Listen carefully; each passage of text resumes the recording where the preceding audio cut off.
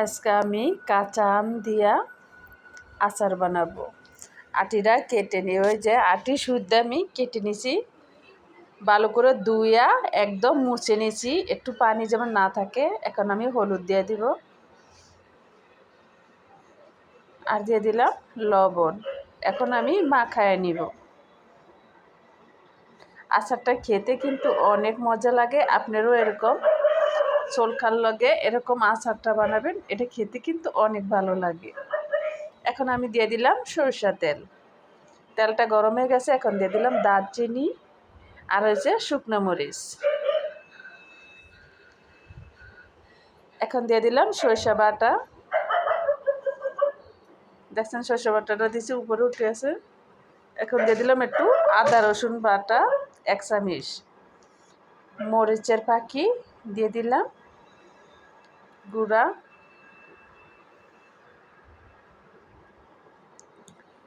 অল্প একটু লবণ দিয়ে দিলাম। আগে কিন্তু আমি লবণ দিয়ে গুলা মাখায় নিছি আমটা। এখন এই যে আমি আমটা দিয়ে দিলাম। আমটা দিয়ে ভালো করে আমি এগুলা কুচুন দিয়ে দেখছেন ভালো করে একদম ইয়ে করে নিব। এখন দিয়ে দিলাম আমি চিনি। টক ঝাল মিষ্টি আচারটা খেতে কিন্তু অনেক ভালো লাগে। আচার বানাইলে একদম টক আম নেবেন।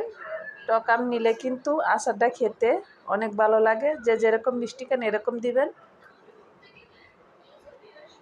এটা আমি পাঁচফোড়ন আর এই যে টালা মরিচের ফাঁকিটা চিলি, এই যে পাঁচফোড়নটা কিন্তু আমি আদা বাগা করে আনিছি, বেশি মিক্স করি নাই, একটু আদা ভাঙ্গা বানিয়ে আনিছি।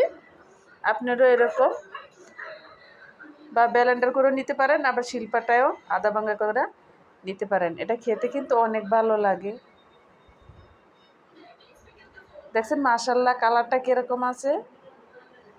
পাঁচফোড়নটা আমি সবার লাস্টে দিলাম। দেখছেন আমার আচারটা হয়ে গেছে গা, মাশাআল্লাহ। দেখছেন এরকম ইয়ে করলে কিন্তু আমটা বেশি গলে না, আটি শক্ত নাকি, তাই আমটা নিবেন। মাশাআল্লাহ অনেক সুন্দর হয়েছে। দেখছেন আচারটা কীরকম লাগছে, টক ঝাল মিষ্টি। এই যে আমার